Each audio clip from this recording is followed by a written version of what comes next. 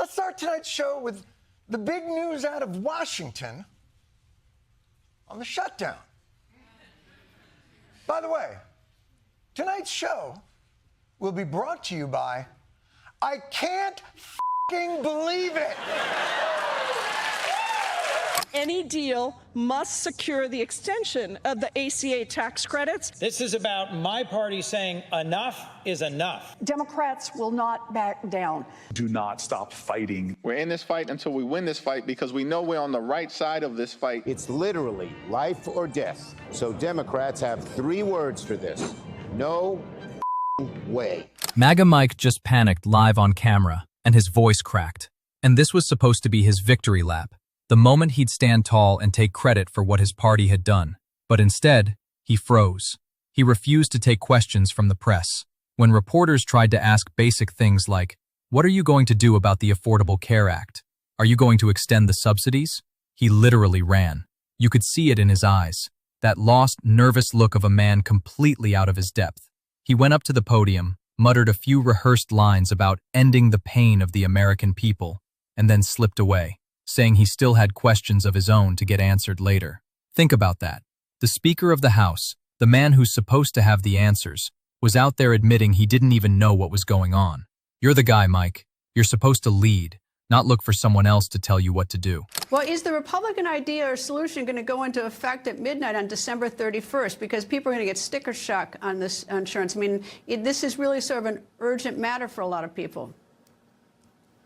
Yeah, it's an urgent matter for us, and it has been, which is why we put it into the bill that we passed in the early summer, and the Democrats fought to take it out. So we're reintroducing some of these ideas. There's a lot of ideas on how to drive the cost down, and we have November and December to work on that. We're going to have to get a bipartisan consensus on some of this, and so we'll be presenting our ideas and putting them on the table. The Democrats, this is very important to point out, they don't have any reform ideas at all. Their argument is they want a completely unreformed continuation. They would do it permanently, most of them, on government just subsidizing the insurance companies. And that is not the solution. And we're going to be educating the population and along the way as we do this and come up with reforms that will actually solve the problem and not make it worse.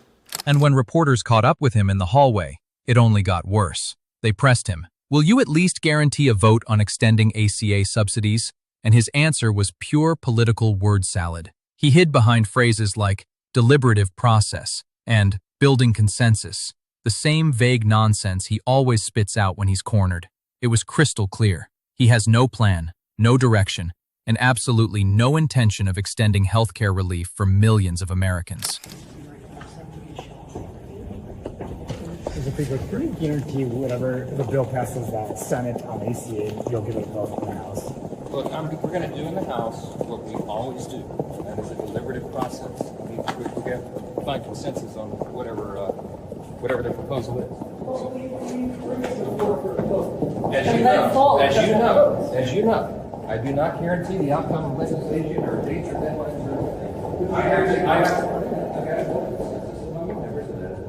But it's not exactly as I always do. But it's not guaranteed. No, I don't. I can't guarantee. Then he tried to save face by jumping on TV interviews, first on Greta, then on Fox, to pretend there's some big secret Republican plan waiting to be unveiled. But every time, it's the same story. We've got ideas. We've got notebooks full of proposals. Notebooks full of what exactly? Empty pages and talking points? Because after all this time, not a single policy has been shown. Not one. It's like watching a magician flap his hands and say the trick is coming, but it never does. Well, is the Republican idea or solution going to go into effect at midnight on December 31st? Because people are going to get sticker shock on this insurance. I mean, this is really sort of an urgent matter for a lot of people.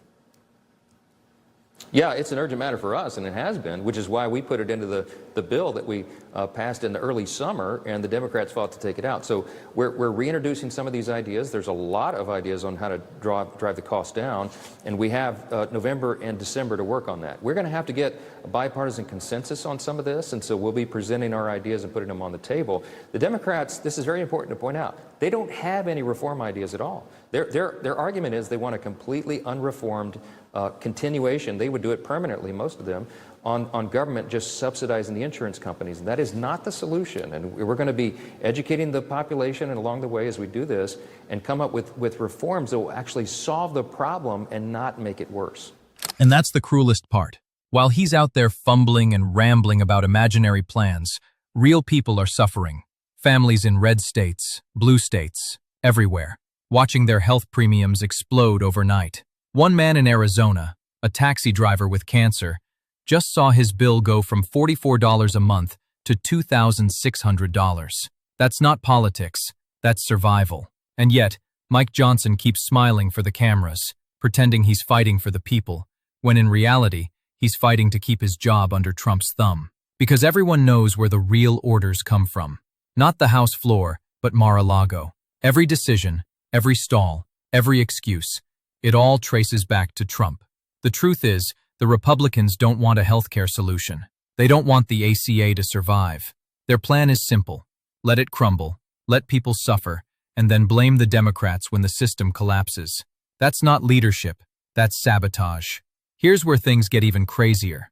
For months, Mike has been sitting in front of cameras, looking straight into the eyes of millions of Americans, and flat out lying. He's been trying to convince everyone that it's the Democrats who want to cut off healthcare, when in reality, it's his own party leading the charge to strip coverage away from millions of ordinary people. The hypocrisy is almost unbelievable. They point fingers while quietly doing the exact thing they accuse others of. Trying to insist that the Obamacare premium subsidies be continued, that's a December policy debate and decision, not a September funding matter. So they're trying to insert unrelated matters into the middle of a clean government extension. Oh, Mikey, we know you're lying. Lying right to our faces. It's Republicans holding us hostage. They want to be able to cut our health care. Otherwise, they're going to allow for the government to shut down on October 1st. And they, of course, are going to try to make it look like it's the Democrats' fault. And Democrats are literally just trying to ensure Americans can get affordable health care. And look, if you need any more proof that this is Republicans, not the Democrats, Trump just canceled his meeting on this with Jeffries and Schumer. He would rather shut down the government. And on his own Truth Social, he called funding healthcare unserious and ridiculous.